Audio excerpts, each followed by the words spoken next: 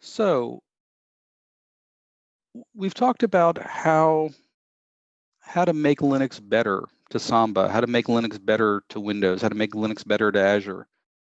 Because clearly, NFS activity is decreasing.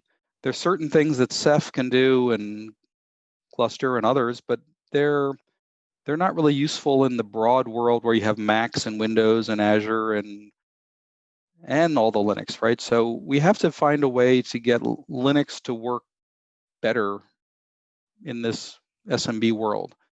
And we've got basically three cases, right? What works today without POSIX extensions, your normal stuff. What works with POSIX extensions, and then little minor changes, one after one, that we can make to make this better.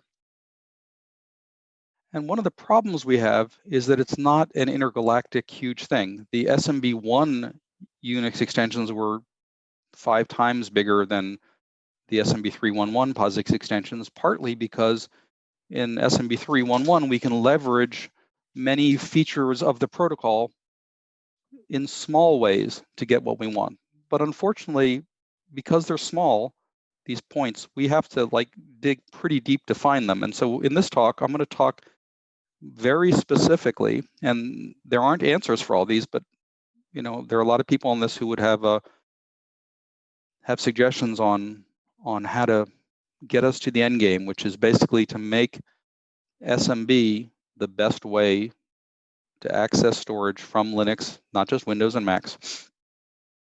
And we have to be able to deal with the fact that Linux keeps extending. So I've mentioned this slide previously, but I want to kind of beat it in over and over again.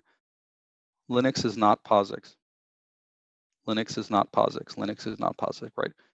If you grep syscall define, which I just did yesterday, it's at 220 for the file system layer. 220 syscalls for the file system. That's twice as big as all of POSIX was. And we're just talking about the file system calls today. We got some work to do to make sure we've checked all of these. Well, there's good news. File system developers are encouraged or required whenever they add these new calls to add xfstests to test these things, or they find a bug to add xfstests. So we have objective things to test them now. And so I'll go through that in a little bit. Now, these 4 calls that have been added in the last year, fortunately, it was only 4. The previous year, we added more, or Linux added more. But we have to kind of think about how these might affect the protocol, how we might be able to optimize better, whether they have any effect. In some cases, they have no effect on the protocol. And what's the goal? Just to make sure that we're the general purpose commodity way to access file data. I don't care if it's Windows, Mac. I do care about Linux right now, right? So let's make sure it's that Linux assets and whatever type of storage that we can do it well. Okay, so we talked about why we don't use other protocols, because we have these test cases, we have these wonderful documentation. Tom Talpe and others did a fantastic job of the documentation. Chris Hertel and others. If you think about some of the test cases that were being discussed in the Plugfest, incredible. But SMB Torture is far bigger than most. SMB Torture is bigger than the NFS server by a lot, right? So we often forget this as context for why we're doing this. So let's talk about what works today. If you don't have POSIX extensions, just mounting to Samba, all the normal stuff, open, read, write, fsync, close, all that works. Every server, hard links worked on most servers. The client handled symlinks, the same thing Macs do, right? Where the symlinks are safe because they're only understood by the client. This MF symlinks approach works fine. Case preserving file names works to almost every server. Mapping problematic characters and file names, if you have a asterisk or question mark in a file name, or greater than or less than, all that stuff works. Colons, and we remap those fine. The only exception is backslash, and we could fix that. There was some. I was thinking about that as Alviro did a set of changes to similar code last week. To most servers, they support sparse file operations like set sparse, query the allocated ranges, punch hole. The copy optimizations, clone and copy, are supported. Clone perhaps to less servers. It would be nice to have it supported in Samba to something other than BTRFS. And similarly in Windows, clone is only supported in REFS, but these are, most servers support copy range. Special file handling, things like FIFOs and server symlinks and things like that can be handled with xadders like SFU, or perhaps better via reparse points or emulated reparse points already in the protocol. So it's relatively easy to imagine creating a FIFO or care device or block device that would work to a lot of servers. Xadders are supported, although with somewhat different semantics than Linux expects. And then mode bits can be emulated various ways, xfstack or mode from SID, whether you want the server to evaluate them or the client. And if you have the POSIX extensions, if you don't have the POSIX extensions, you can even emulate some of these features. Not perfect, but emulate. Ronnie added support for fcollapse and finsert. Most delete and rename scenarios work even if the file is open, but there are some exceptions, like something that came up in the mailing list a few days ago. When the target is open, we can set the target to delete on close, and in some cases we can get those scenarios to work for delete and rename even when they're open, but that is different semantics that we have to be very aware of between POSIX and Windows, because deleting and renaming open files is allowed in Linux and not in Windows. Byte range locks are tricky. Jeff Layton added support in Linux for OFD locks, which have saner behavior. But the POSIX byte range locks, we map them to mandatory locks. That mostly works, and similarly with whole file locks. But we map them to mandatory byte range locks. But there are some cases where it doesn't work. And then most of these special mode bits do work, can be mapped, especially with IDs from SID. But what's problematic, though, without POSIX extensions? We talked about renaming over an open file. And then if you try to delete an open file, let's say, you can mark it for delete on close, but it still shows up in the namespace, which can confuse the application which thought that it deleted it. In POSIX, you're allowed to delete a file that's open, and it goes out of the namespace. In our case, we can delete a file that's open, but it stays in the namespace. Also, we have trouble handling case-sensitive file names, although there is a config option in Samba for this, and there are some shares parameters that would imply that a server, in theory, could support case-sensitive file names without POSIX extensions. We have problems if you required advisory locks. In other words, if you expected that you could write to a lock or an area that was locked by another process. In Windows, that would fail. In POSIX, you can have a read lock on something and still write to it.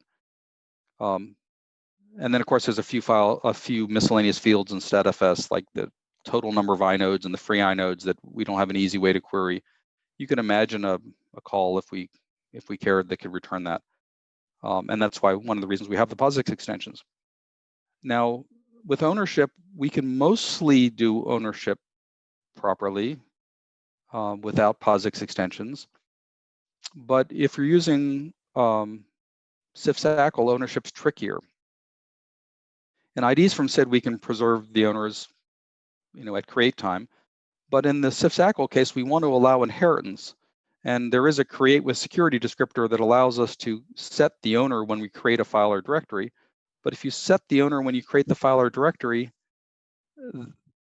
that also blows away the ACL, which means you lose inheritance. This is possibly something we'd fix with a flag on create security descriptor context.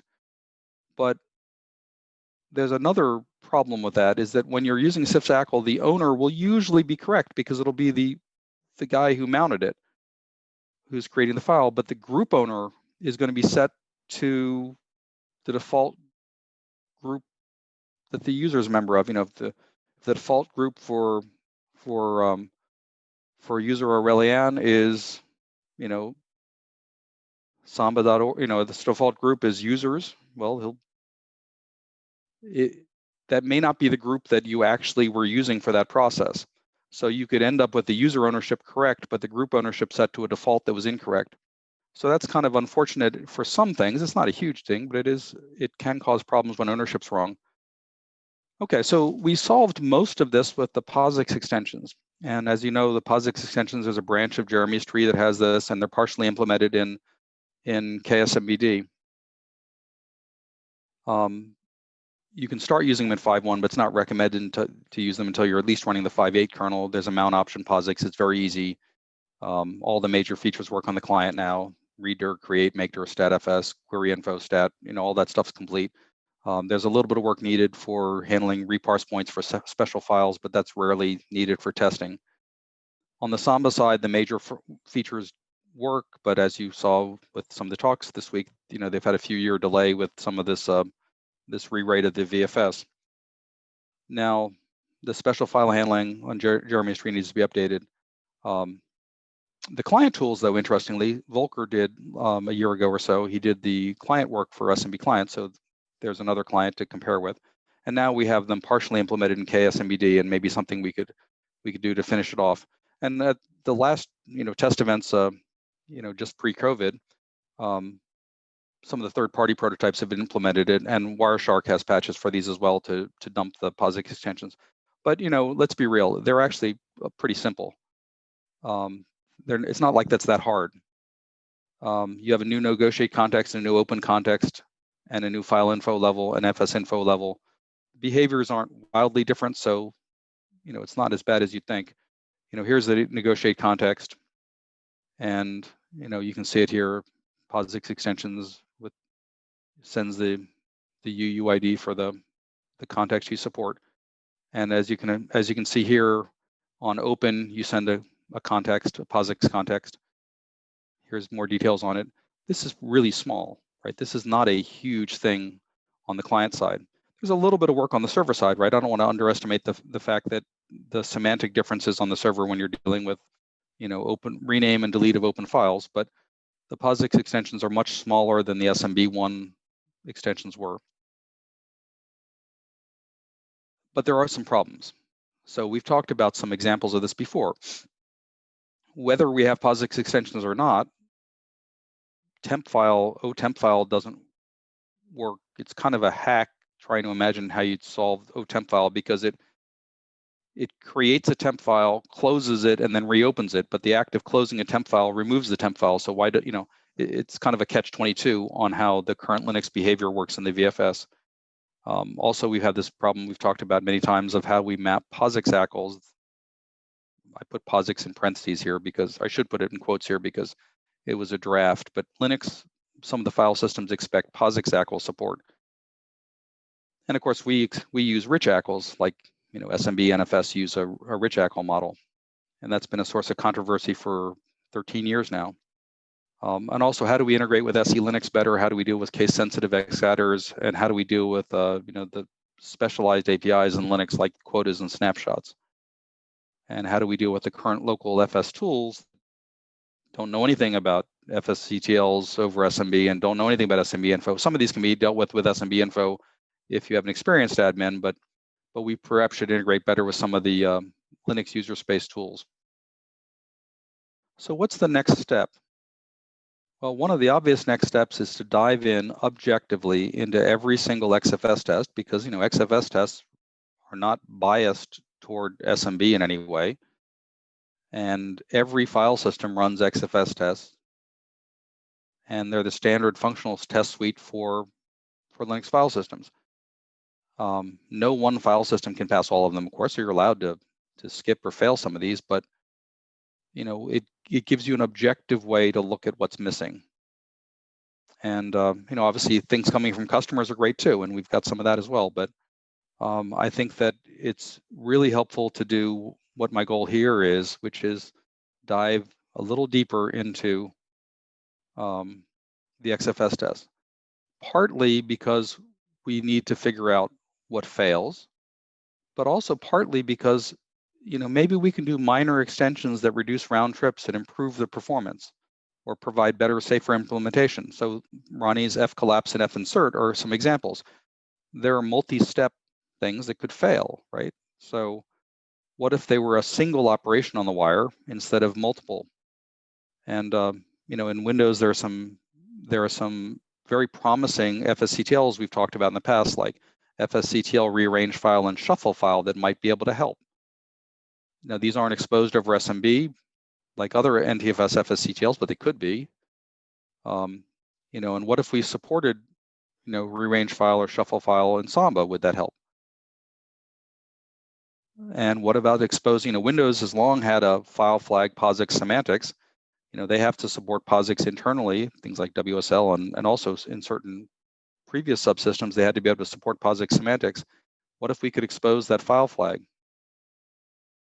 But one of the things we have to keep looking at is maybe we can get better POSIX semantics in some cases by compounding multiple operations together to do the emulation. And maybe there are simple things. We've talked in the last year, for example, we talked about rename swap at the Storage Developer Conference last year. Rename swap is something to be very easy, it sounds, to add on the server side. And that would solve one of the minor holes we have with Linux emulation. Okay, so let's talk about some of the things that we've discussed in the past about xfstests. We don't have support for rename @2, rename exchange. We don't have support for POSIX ACLs. They can be emulated. We could do that. And there is pushback on implementing, these primitive POSIX ACLs. POSIX ACLs are a significant subset of the rich ACLs we're used to. They don't have deny ACEs, for example. They don't have claims-based ACLs either. But they are broadly implemented on many of the local file systems. They used to be implemented in NFS, not anymore. There used to be an optional extension for NFS to handle them. But NFS has also moved to rich ACLs. But is there value in us emulating this, or is there value in us supporting them natively? I lean against supporting them natively, but it's possible there's cases where we might want to emulate them. But we certainly ought to make sure we support the rich ACL X adders, and that's a point that others on the Samba team have brought up. So what about additional CH adder flags, things like immutable, no A time? There is sort of an ACL equivalent for this, not for no A time, but for immutable there is. Now, the fallocate collapse range we just recently added, but what about dedupe support and defrag support? Rich ACL support, OTemp file support, fit trim, quota support for NFS case-sensitive X adders, SE Linux support. So these were ones that we had discussed a few months back. But now, and then finally, label manipulation, case folding, and maybe we should add support for the whole file lock. So these are ones we discussed a few months ago. But last night, I decided to do another experiment. I just walked through a complete test run. Just to give you an example from a complete test run, objectively, of what we might want to consider. And some of these could be just maybe a Samba FSCTL. Might be very simple in some cases. So test 3 is skipped because A time mount options don't mean anything on a network file system for us. No A time. Should we fix that? I'd say no. OTemp file. I think we can hack the VFS to support this. We have a concept of a temp file already on the protocol, temp attribute. The VFS issue where it only works to local file systems today because temp file creates, closes, and then reopens something, but the act of closing it would have deleted the temp file. I think we can hack this in the VFS without having to support server. Defragmentation, though, is worth investigating. Rename @2, I think, could be a simple, that rename @2 is not just test 25, it's many others. What I'm doing here is showing the first XFS test that requires it that fails. And there are, 650 of these things, right? So there could be other ones that rename @2 is required by. POSIX ACLs we've talked about. Fit trim, is it worth supporting that on the wire? Metadata journaling, I'd lean against that. I don't think it would have any wire implications anyway.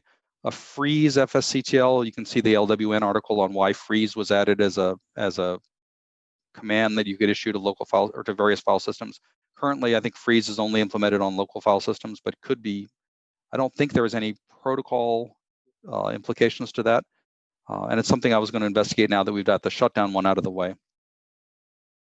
But what about these other ones? So fast forwarding to test 79, that is skipped because we don't support changing the attributes of a file to be immutable or append only. I think we can do the equivalent of immutable close enough with the ACL, but I don't know about append only, if that's realistic. But it's worth thinking about. Is it good enough what we have in the ACL today that a chattr plus I or a chattr plus A could just simply change the ACL? 277 no A time updates, I think we could skip, not worry about that. Supporting the disk quota API, that's probably worth it. I don't know if that would require any protocol changes, possibly not. Now 93 and 97 unfortunately do. And so for us to support SE Linux, and that's becoming more and more important, especially for some of these government accounts, that's mandatory access control behaviors with these labels. The security namespace and the trusted namespace can't work the way we have xattrs designed today, because xattrs today don't have the security checks based on the prefix of the xattr. We don't have any way of sending that easily. We could use alternate data streams, perhaps, for these, but people don't like alternate data streams. So maybe there's other ways to do this that would allow us to do sort of, I don't know if you saw Chuck Lever's presentations and Chuck Lever's RFC on labeled NFS and how NFS proposed to support SE Linux over the wire. But there may be a way to do this with some simple FSCTL. Just add an FSCTL to support adding these xattr-like things that are in these namespaces, security and trusted, that SE Linux requires. And adding an FSCTL that only Samba supports, or only the kernel server supports, is relatively easy. FIE map extent unwritten, I don't know how we'd map that currently. That's something worth diving into. Supporting the dedupe API, see test 121, is something that we could investigate. Advisory locks we've talked about already, and that's in the POSIX extensions. But do we want to allow an option without the POSIX extensions? I would lean against it. I just solve it with the POSIX extensions the way we do today. So let's look at some other ones. Fast forwarding up to 355, the next failing one. Right now, you're supposed to, after a direct write, clear the set UID or set GID bits. It's kind of strange sounding, but we don't do that currently. So test 355 fails. Those mode bits are supposed to be cleared after a direct write. I don't know why. Rich ACL support, I think, doesn't require any protocol changes. It just requires support for that xattr. And obviously, in the longer run, we really need to convince the Linux VFS guys to allow rich ACLs, because NFS, NTFS, and SMB are probably not the only file systems that care about this. Encryption support, obviously we can set a file encrypted, we can mark it encrypted, we can, the attributes there, but being able to support these things are added for Verity and other reasons is required for a number of tests, including the first one that shows up is test 395. Test 402 fails because timestamp bounds are unknown. I think even though the server may not be able to advertise this for us, we do have one Samba bug, for example, where Samba incorrectly bounds timestamps when they try to set like a negative time. But these timestamp bounds unknown, I think that's actually something we can fix just on the client, because I think the protocol itself defines the timestamp boundaries. So that may be something I can change without needing to touch the protocol. The chattr plus D, the no dump attribute, I don't know how to map that to anything sane on the server, but there are tests, including 424, that require being able to set a file as no dump plus D. So if there's a way we can do it over wire, maybe there's some apps that depend on that. Test 425 is kind of interesting. I had forgotten about. I had not ever noticed what it was doing there, but apparently it's looking for the allocation map of attributes, the fork of attributes of a file. And right now we can query the allocated ranges, but that only applies to the file, not to the attributes. So it's kind of an interesting concept how you would get the allocated ranges. We have this FSCTL query allocated ranges, how you would get allocated ranges for attributes. It's interesting. I'm sure provokes nightmares for Jeremy Allison thinking about, viruses and streams. Here are people presumably wanting to put viruses with sparse files inside their attributes. I don't know. It's a weird concept, but we have no way that I know of to do query of the FIE map of a file's attributes. Currently, we don't have an open by inode number, although I guess in theory, the protocol probably could support it. Open by the file index, the unique ID, but that's needed for NFS export, and the number of tests, 426, for example, require that. We've talked about we map all the characters properly, even the reserved ones, except for backslash.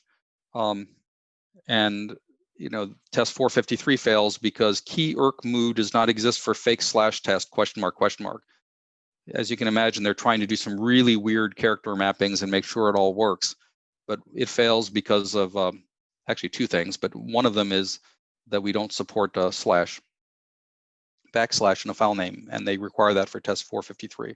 There's a reasonable way to do that, but I think that doesn't require protocol changes. I think the emulation we're currently doing can be modified to handle that properly, because Macs, can support this, and there is something reserved for the backslash already. So I don't think 453 requires a protocol change. So 454 is an odd thing. It creates a lot of X adders which appear to have the same name, strangely enough. I'm a little puzzled about what it's trying to do. But basically, you're creating these various X adders, and you get these. They have related names, and we reject it, and they allow it. It may be having to do with the case-sensitive X adders, which Windows and Samba don't support, but Linux does. There's also a flag on setting X adders called X adder replace, and if you're trying to replace an X adder, you can set this flag. We don't support that. It's unclear whether we could do it without a protocol change. So I need to dive in more. We talked about the label, the need to be able to do labels. I think that's related to SE Linux again, but that's 492. We can dive into that and look at more. ls adder-d. So this is directory related stuff. We don't have support for that. 523 X adders with slash. So the previous one we talked about, this backslash a name for 453 was in a file name, but they also test for allowing slashes in an X adder name in 523, among others. So we have to be able to support a broader set of X adder names to pass these tests. Case folding support, that might not be too bad to support on the wire, but it is something we need to add to the protocol, this case folding. We don't have support for these two utilities, dupe remove, sounds like it could be useful, and acton or whatever utility. So test 559 and 566 require that. So there's been a lot of work on encryption in ext4, as you can imagine, with Android phones and such, and this verification that binaries haven't been changed and things like that. So fsverity is some complex additions that have been done to some local file systems, especially ext4.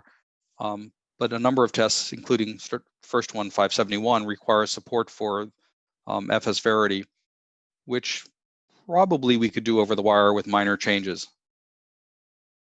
Now, what are the next steps? So, here's examples of something very objective, looking at the functional test suite, what we're missing.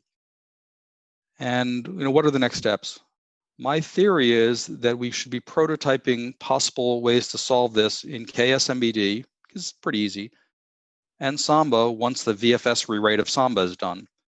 That gives us two unique server targets to try. And similarly on the client, we have the luxury of being able to try SMB client, user space, libSMB, Ronnie's libSMB and user space, and also the kernel client. So we have multiple clients and multiple servers that we can fairly easily prototype whether it's a good idea.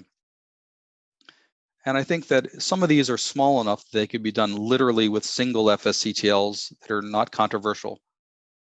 And I think, now that we have reasonable implementation on the clients, SMB client and kernel client for the POSIX extensions, these little small additions to the protocol could be of significant value, especially if server developers can brainstorm with us about what's easy. Because clearly one of the things we want to do is attack the things that are easiest first. And just, this is a problem, right? Adding support for new Linux features that's going to be we're going to have a new minor problem every year or two. So as we go forward, we're going to be doing this for a long time, but right now we should focus on getting some of the easy stuff out of the way. And I think on this list I just went through, there's probably 5 or 10 that we brainstorm with the server guys could be done pretty easily as FSCTLs. And realistically, they don't have a lot to do with Linux, like rename exchange. You can imagine rename exchange being useful on a Mac or on Windows. You can imagine an app wanting that FSCTL. So although they're required for Linux, they might be nice options for some other user space tools on other OS. And I think that we should definitely continue with this prototyping sort of approach, to see if that gets us to the end game where, SMB really is the default commodity protocol you can use for the broadest set of workloads. It's much easier for us to extend the protocol than it is for, NFS, which is taking 7 years to 9 years between every RFC and when it gets actually rolled out. So I think that this is an exciting time, and I'd love some feedback on what do you think is easy and what do you think the best approach for this stuff is. But I think we have some time for questions, and I know that on the call there are some people who know more about some of these individual points than I do. So I'd love to hear feedback.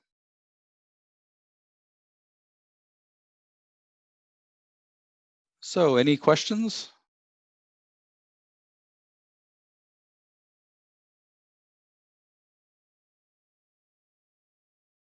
If I remember correctly, Amir had bounced some ideas back and forth on fixing some restrictions on copy and clone range recently, and there's examples like this where we have subtle semantics we have to deal with. Just want to make a comment, Steve. Please don't do alternate data streams. Yeah, I mean, I'm perfectly willing to avoid them. But at the same time, I'm also struggling with how would we realistically do SE Linux, because there's a kind of cost benefit of SE Linux. And if we really can't use X-adders, then the choices would be alternate data streams, which I'd lean against, or basically FSCTLs. FSCTLs seem to be the right way to do this because it's going to be a POSIX only kind of thing. I doubt that, well, I don't know, maybe Azure Files might eventually add SE Linux attributes, you never know. But yeah, I really would not try to. They're such a different thing that I wouldn't try and map them into streams. Streams are not SE Linux EAs. You probably want to sit down and kick around an idea where you essentially say, okay, how do we represent different namespaces with EAs from the SMB3 client? Well, one of the problems design in conjunction with the server vendors about how you might want to do that.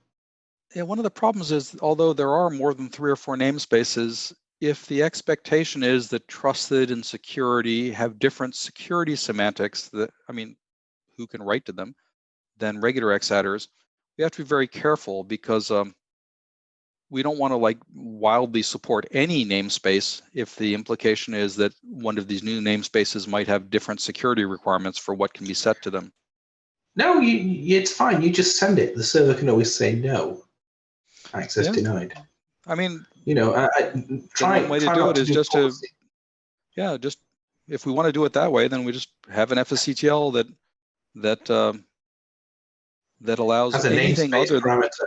Yeah, has a namespace parameter, and otherwise is the same. It's not in a perfect world. You could even do if you have an FSCTL that does namespace followed by name. That's the way to do if you're going to have to do that for SE Linux, that's the way to do case sensitive. Yeah, that's the way to handle the or the backslashes in an XAdder name. That's actually an interesting point. What do you do right now if you're trying to back up a Windows share that has alternate data streams using the SMB2 client? Well, unlike the Macs, I ignore. Yeah, unlike the Mac, I ignore them. Now, to be fair, there's a way to get them from user space, I think, with the SMB info tool. Yes, that was just added about a month ago. So how does it do that? What does it do? It calls the, let's see, it calls the pass-through ioctl, right? I believe so, yes. So as you probably know, we've tried to make it trivial to write, 20-line Python programs to do this kind of thing. And, like we talked about with the Amazon guys who put the backup stuff in there for backing up various types of metadata, you can basically open a file on a share and then pass an ioctl that does a query info, a set info, or an fsctl. So any information that's available in query info, set info, or fsctl, all you have to do is just open a file and pass the fsctl to send it. So it's kind of horrid. Well, it works great because these tools. It's horrid though. I mean, basically, you're enforcing the correct permissions, right? So you know whether this person actually had access to that local and remote file.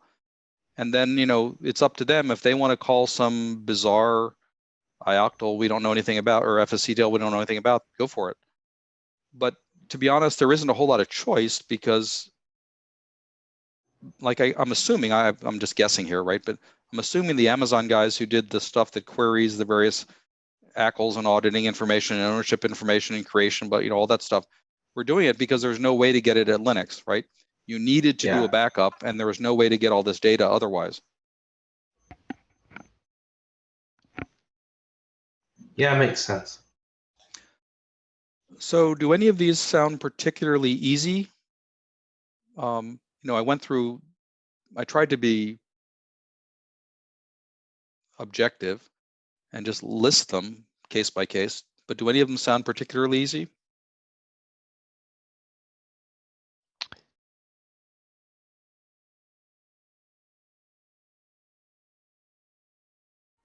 Or while we have Aurelian here, do any of them sound like particularly easy hacks on the client? I don't know about easy, but some of them are not really used in the real world, like the dump flag. It's not really being used. Yep. And to some extent, we don't have to prioritize something like supporting the dump attribute. But I was thinking, like, as an alternative, the immutable one and the append only might be something we can do just by a simple ACL set, set a flag in the ACL. I mean, change the ACE. Well, the behavior of the immutable flag is that even root cannot change the file. I mean, you could have a deny ACE for everyone for write. Easy enough to do, right? It's not only for write; it's for about any metadata changes, almost everything. Well, I mean, you can do the equivalent, right? The rich ACL model supports deny ACEs for metadata and data. The root user could change that, right? He can Yeah. But you can deny basically all metadata rights as well as data rights, as well as delete and all those things. It's easy enough in an ACL to do that. And it seems like that's vaguely similar to making it immutable, sort of. I wasn't sure about append only though. Any thoughts on that one? If you're asking about whether it's being used or about whether it's easy. No, I mean, I know it's used. I know it's used occasionally. It's not as common as immutable, but I thought append only is occasionally used, unlike dump, right? Setting the dump attribute isn't.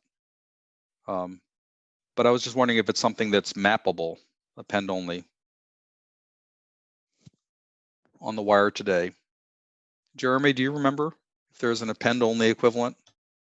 There is open for append only, but I don't think there's an attribute that you can set that's append only. I mean, I can definitely imagine why you'd want it. Yeah, for a log file, I mean, it kind of makes sense. Exactly. So the semantics would be, if you don't open with O_append, you fail the open, or? I don't know. Do you know that the directories also obey to this flag? It's a good question. They do. Yeah. There are tests. There are tests for this. If you set the append-only flag for directory, you cannot add files, but you can remove files. What, you can't add files if it's O_append only? Oh yeah, it's the other way around. Yeah. So yeah. I was going to say you can add files but never remove them. Yeah, that kind of makes sense. So the only sort of meta comment I want to make is I'm really sorry about the SMB2 POSIX extension state in Samba. It just has to wait till the VFS rewrite is done. And so I'm hoping, that's going to get finished this year, and then I guarantee you it's going to have my full attention after that. So yeah, what I'd love to see. I know, but hey, Steve, can I butt in? You know how hard I've been working on this other stuff. I know. Can I just butt in real quick and say, what's the status of the protocol? So in terms of the protocol, I am as confident as I reasonably can be without a second straw man. I don't know what's the right word. Straw man's a bad word to use, but so Jeremy constructed a tree. Yeah. We tested with Jeremy's tree. The client code, other than some things I noted earlier relating to special files, I'm comfortable with. But the problem is that until you have a second implementation, or at least a stronger implementation, it's a little bit risky to so we have 2 client implementations. That's good. But we need 2 servers. Let me ask, do you have a protocol that you yourself are comfortable with? Oh, yes, absolutely. Okay. And I think, the good news is that this has been something we've talked about for 6 or 7 years. And I think that Jeremy had a really good point years ago. He was sort of like simple, small. Yeah. And this is about as small and simple as you can get and still be effective. So you don't feel like you've had to add things to it in the last 6 months?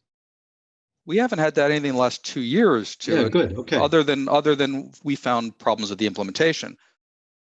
And all right, that's all I was looking for. Just some sort of feeling that it was at least stable. So here's the good news: we have a kernel server, and it's a lot easier now that the kernel server is in Linux Next and everybody can see it, because they've already implemented some of the POSIX extensions, for us to get a little bit more comfortable with, yes, that's correct. We now see 2 different servers doing it, because a lot of people aren't comfortable cloning Jeremy's tree and checking out his branch and compiling Samba and turning on the 3 or 4 parms needed for Samba. But I am comfortable. It's pretty out of date as well. So. Yeah, and it is out of date. And I think that what we ought to focus on now is, not necessarily on the V2 of the POSIX extensions, because we could very clearly have a V2 at some point. And we have built in the idea of negotiating basically the UUID of the version of the protocol. But I think what we have here with the POSIX extensions is very, very promising.